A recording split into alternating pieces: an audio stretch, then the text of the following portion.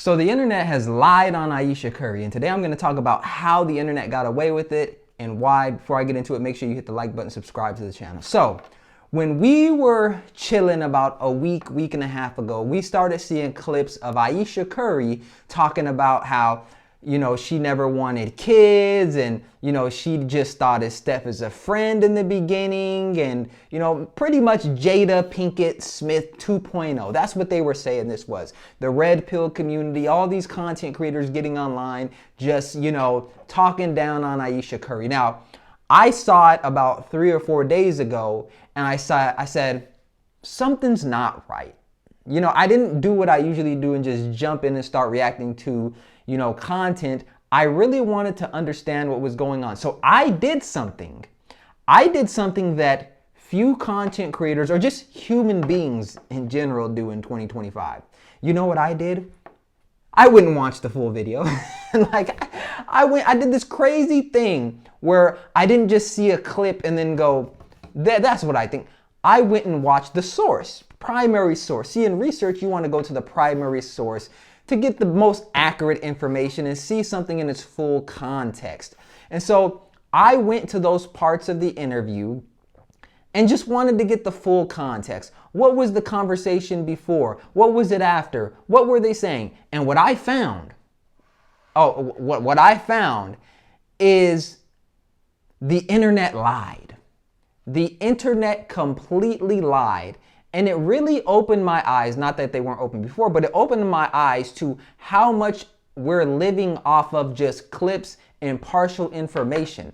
How much? Because for the average person that was watching those videos, you would think Ayesha Curry hates Steph Curry, that she's unappreciative, she just doesn't like the life that she's living. But I'm gonna break it down in a way that you can use this as a man to truly tap in to a different maybe side of you. So I want to address a couple things that Ayesha Curry had said and put them into context. One, and I'll say this before I get started. If you call me a simp, I don't give a damn. All right? I don't think there's anything wrong with protecting women. I don't think that there's anything wrong with thinking that women, are beautiful and that women should be, put in its proper context and that we shouldn't just have negative thoughts about women. But one of the things that Ayesha Curry was saying in the clips was that, Steph Curry, I just thought of him as a friend. He was just a friend. And people played off of that and said, she just thought he was a friend. She friend zoned him. She friend zoned Steph. And then once he became rich and got all this money, now he's good enough. Right? They tried to make it seem like it was a Travis Hunter situation, which we don't really know what that is. But here's the truth if you go watch the full video. When she said that her and Steph were just friends because they met when they were like 14, 15, went to the same church or whatever, when she said that they were just friends, in the full video, she talks about how she liked him. She had a crush on him, but she was shy at that age, and all the girls in the church liked him. And she really didn't know much about him, his basketball, whatever, career or whatever at that point, 15, 16. But she actually liked him. She was shy and didn't want to approach him and didn't know how to talk to guys at the time. And so she actually did it wasn't a friend zone situation. It was like, he's too cool for me to talk to. Put that in perspective, all right? If you watch the full clip.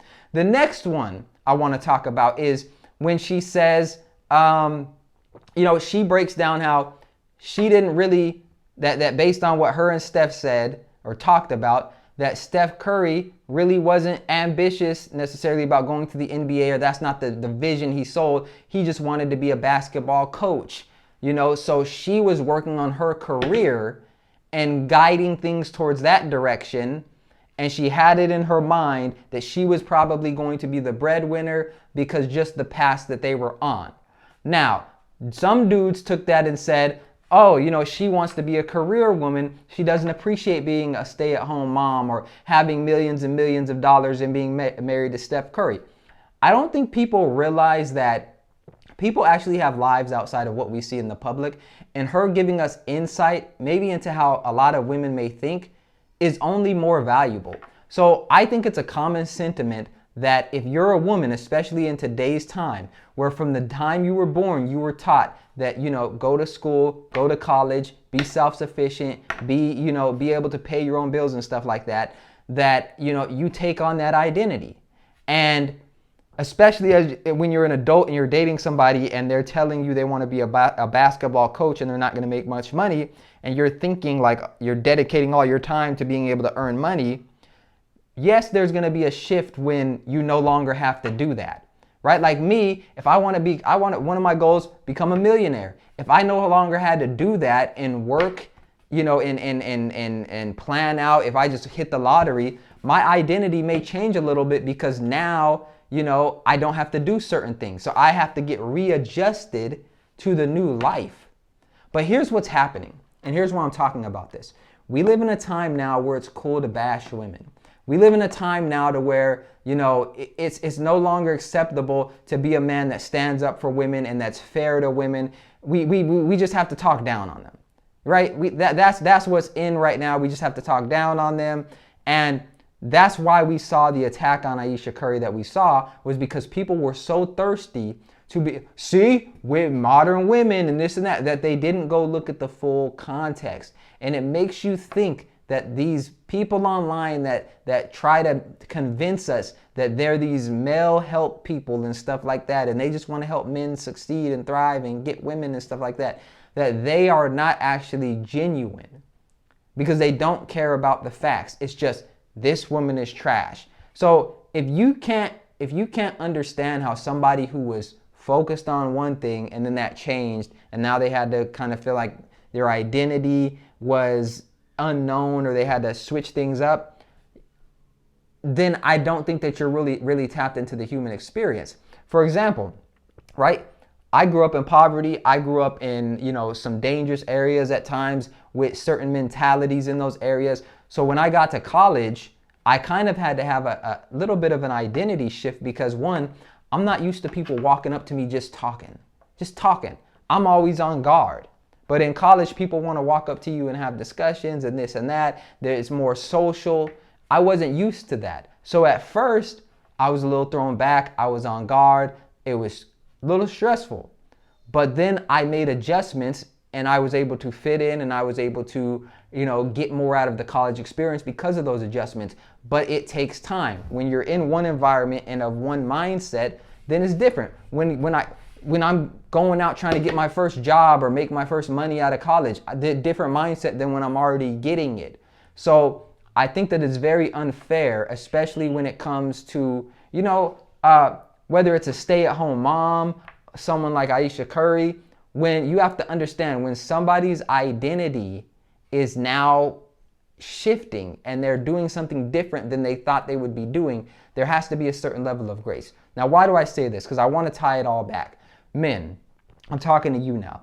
If you're looking to get married, if you're looking for that woman that's going to be your wife, you have to understand that if you want her to be a stay-at-home mom, you want to be the main breadwinner, that there's going to be some things that you have to, work with her towards. Because before you came into her life, she probably was thinking she was going to have to do it by herself, or at least, she has to pay all her bills by herself right now. And it can be a switch, a change to get somebody to trust that you're going to take care of everything. It doesn't mean they're a bad person if they weren't sitting around waiting for you to come take care of them for the rest of their life. But what it does mean is you can't feed into the negativity that you see online. You can't let that impact the way that you see women. You can't, I think, there's this unrealistic expectation of women from men, and there's an unrealistic expectation of men from women.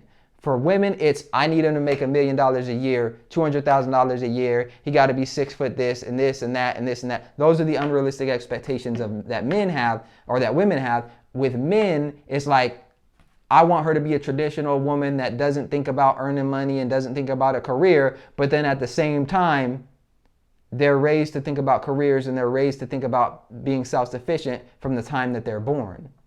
So I think that you really need to dig deeper into the person. I don't think that you should get all of your advice from this red pill community or from dudes online. I think you need to be around actual women, have conversations with them. I think you need to work on yourself. And I also think that you can't buy into media propaganda that's only meant to make the person producing it profitable, right? Even with me, don't just listen to what I say. Go out there and experience life. You have to ask yourself, how many of these things are you actually experiencing versus you heard somebody and they made a good argument and now you believe it? Like, go out there, have your own experiences, talk to women. Don't just go into it with a closed mindset. And, you know, when it comes to marriage, understand that marriage is under attack. The family unit is under attack. And you need to be very careful with how you're going into these relationships and the information that you're taking in. Because when I saw this attack on Ayesha Curry, I almost fell victim to just believing it, but I knew I had to go get the full story. And I think when you look into the full data of things, when you look into the full story of how the world actually works, the picture that's been painted by a lot of media personalities when it comes to the relationship between men and women, I don't think it's as bad as you may think it is. I think that you just have to go out there, get in the ring, and, you know, do it with grace. My name is Fitz. I hope you got some value from that. If you did, make sure you hit the like button, subscribe to the channel. Go check out some of our other content. Very, very good stuff. And I'll see you in the next video.